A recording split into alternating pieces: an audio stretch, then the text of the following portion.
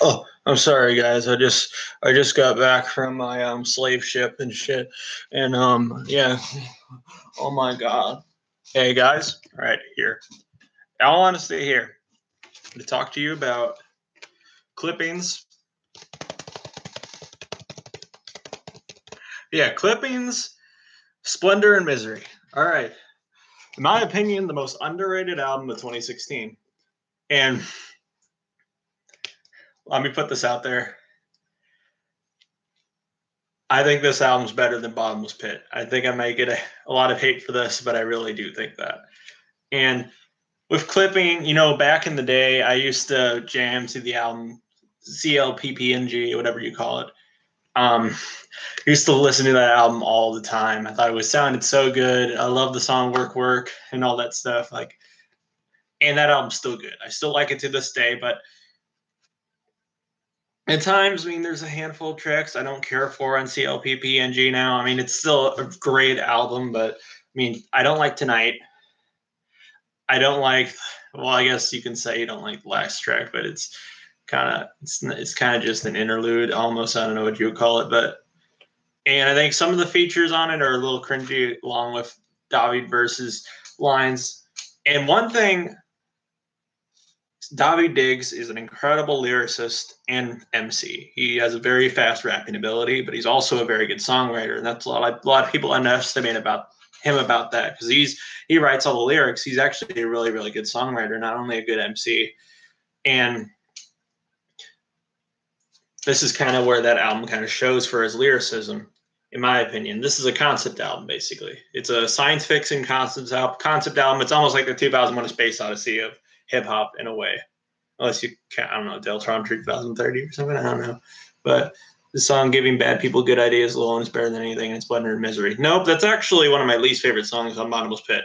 My favorite on Bottomless Pit is probably Ring a Bell, but "Giving Bad People Good Ideas" is a good song though. I've kind of grown out of Bottomless Pit though, honestly, but it's still a good album though.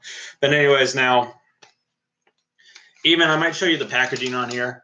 This is honestly one of the coolest looking records I have as well, because it has this reflective thing, but just the symbols and all this stuff kind of gives it a really futuristic vibe.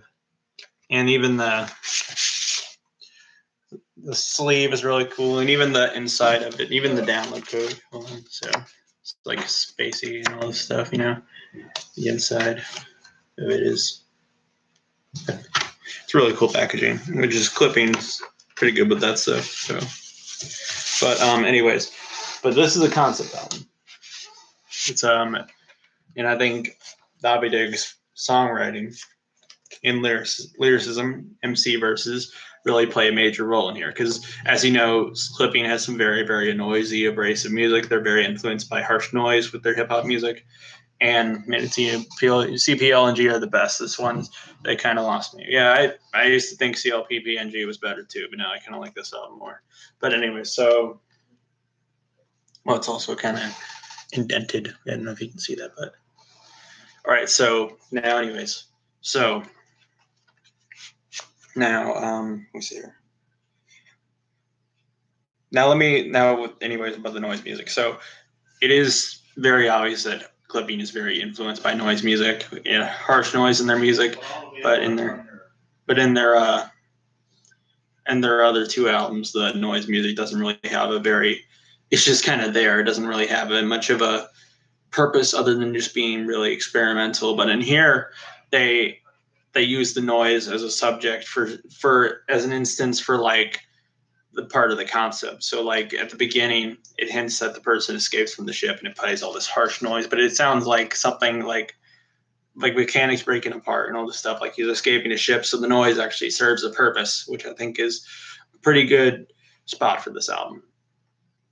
It's actually a pretty unique concept as well. And every track kind of links together as part of a story. And David Diggs is basically the narrator the entire time throughout the album. In my opinion, this is one of the best albums of 2016. Pretty underrated. Probably my third favorite album of 2016. My first is probably Blonde by Frank Ocean, then probably Atrocity Exhibition by Danny Brown, then probably this. But let me see. But but it's basically a concept album about it's this it takes place in a dystopian future. It's kind of, as you can see in the cover, he's kind of like a spaceman, but then he has a kind of slave boots at the bottom, because the concept album is basically it takes place in a dystopian future, and so it's like a kind of this cargo spaceship is kind of holds all these people who are slaves basically, and the concept is basically this one person escapes and kind of takes over the ship and stuff and tries to escape it basically, is kind of what the concept of the story is. It's really well thought out, really creative album, one of the most unique albums honestly one of the most unique hip-hop albums I've ever listened to, in my personal opinion, and probably one of my favorite albums of the decade as well. Very underrated. And I think a lot of people thought this album was kind of a hit or miss. A lot of people, I mean, there were some people who thought this is like some of the best things Clipping's ever done, and some other people were kind of, But I can kind of see where people are going with that, because some people may miss the kind of classic intro Clipping has, or they always have the stories thing, which I kind of thought was a little bit of a letdown, that it wasn't kind of the story. I mean, it had a story song in it, but it wasn't like a thing that Clipping did on their first two albums, which I actually kind of like the story song though. I mean, I didn't like it at first, but I mean, it's supposed to be almost in the form of a gospel song somewhat, but it still tells a story in it, just in a form of a gospel. And actually the song's pretty unique if you think about it, because it says, "Oh, Grace, won't you come back home?" But it's not Grace as in like religious grace. It's the stories about this girl named Grace who dies in a car accident, basically is what the song's about. But it's played in almost like a gospel. And these gospels, it's a reason why they have a gospel. And the reason why is because basically the gospels and all this stuff, like there's always this interlude, this is long ways away. It's kind of this singing, it's basically a slave song in a way. It's kind of, that's kind of what the song is, the album is. It's actually pretty political if you think about it. Pretty conscious and all this stuff. And that's kind of why they have the kind of slave workmanships kind of singing in here. The spirituals, if you will, I guess you can call it that. But yeah, it's a great album, in my opinion. Probably Clipping's best, in my opinion. I think I used to like CLPPNG now, but now I really, really like Splendor and Misery. If you want to see my 2016 favorite list, the list is on my Rate Music account. But my favorite album of the year was Radiohead's and Moonshaped Pool. Yeah, that's my fourth, probably my fifth favorite. My fourth is probably Bottomless Pit, and then Moonshaped Pool. 2016 was a great year for music, I gotta say. I unfortunately didn't really make a list of my favorites, but I'd probably, if I had to make one right now, it'd probably be I'm a little rusty on what let me see. I'll probably look at Rate Music's 2016, then I'll tell you what my favorites were. My favorites of 2016 is probably Blonde by Frank Ocean, then Atrocity Exhibition by Danny Brown, then Splendor and Misery by Clipping, then Bottomless Pit by Death Grips, then probably Moonshaped Pool by Radiohead, then probably Black Star by David Bowie. Actually, that might be my fourth favorite, honestly. Let me see. And then if I had to say, next would probably be We Got It From Here, Thank You For Your Service by A Tribe Called Quest, then The Glowing Man by Swans, then probably Not Again Infinity by King Gizzard and the Lizard Wizard I liked a lot, and then probably Wildflower by The Avalanches, if I had to say. So, yeah. Yeah, that's probably my favorites of 2016, though. But, yeah. But 2016 was a great year for music, though. It's the only thing. It's like really good year for music. Probably my second favorite year for music that's in the 2010s. My first is probably year 2012 then. I'm listening to the song right now, the album right now, man. Okay, I might try to cut off the live stream though, but yeah, great album. Splendor and Misery. If you haven't heard it yet, give it a chance. It's kind of a hit and miss for a lot of people because you really need to pay attention to the lyrics in this, and a lot of I guess you could say a lot of the songs are. I mean, the album kind of could come out as or just wow, this is really good, but a lot of my friends on my Rate Your Music didn't rate it very high. That's okay though.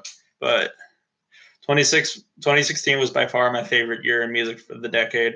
2012 was a close second. Yeah, but 2012 and 2016 were both amazing years for music, though. 2011 and 2013 are probably my least favorite of the decade, personally, though. And probably 2013 is probably my least favorite by far, though. But yeah, all right, I'm gonna close this out. If you want to say something else, see my opinion if you're triggered. All right, 2013 had some fantastic releases. Yeah, Sunbather is probably my favorite release from 2013, but there's not a lot of albums from the decade. I mean, from 2013, I really was super crazy about. And 2011 had some albums I really liked. Well, I guess you can say the Smile Sessions by the Beach Boys, but that's like an archival release. But I really liked Triple X by Danny Brown. I really liked Live Love ASAP by A$AP Rocky, and I like Ex-Military a lot, but I think that's one of Def Grip's weaker projects personally. That's just me, though. A lot of people put that as one of their best, but I don't know. I think it's kind of Ex-Military grew off me real quick, and I really used to like that album, though. 2011 album of the year was Ex-Military. Yeah, my album of the year, if you don't count the Smile Sessions by the Beach Boys, then it would probably be Triple X by Danny Brown for me. I heard Black Up by Shabazz Palaces is good. I just haven't listened to that yet. I'm meaning to check that out. Probably check it out sometime. I don't know, tonight or something. I'm getting tired. I'm gonna go shut this off. Ex-Military is my favorite Def Grips album. That's a bad opinion. It's a bad opinion. It's also not an album. It's a mixtape. But just kidding. You can have whatever opinion you want, but Ex-Military is great. Don't get me wrong. I think all their albums are good, but Ex-Military is probably my second least favorite. My least favorite is Jenny Def, but The Money Store and Niggas on the Moon are probably my favorites by far, though. My favorite album is No Love Deep Web. Yeah, No Love Deep Web was pretty good. A lot of people don't like that album, and I personally don't get why people dislike that album. I mean, there's probably more people that like it than dislike it, but I've seen with so many people say that put No Love Deep Web as one of their least favorites, and I personally think it's one of their best. Yeah, I think I even heard that's kind of No Love Deep Web is kind of what they wanted their sound to sound like. I think I've heard like when they made The Money Store, they said they loved that album, but they said that they knew it wasn't the direction they wanted to go for. And then when they made No Love Deep Web, that was the direction they kind of probably No Love Deep Web and Government Plates for probably the album they really, really. This message is held for review. Niggas on the Moon, Jenny Def. Jeez, YouTube, go fuck yourself, man.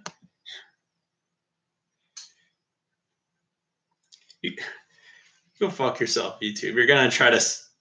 I'm pretty sure I could freaking report my comments if I want to. Go fuck yourself, dude. Come on. It's just an album title. It's not even a hard R. Are you kidding me, dude? All right. I'm not. All right. I'm gonna go log off. I'm sorry, Paris Mento. I'm sorry. I'm sorry that had to happen. I didn't do it. I swear. It was stupid ass YouTube because they're fucking retards. All right. All right. Bye.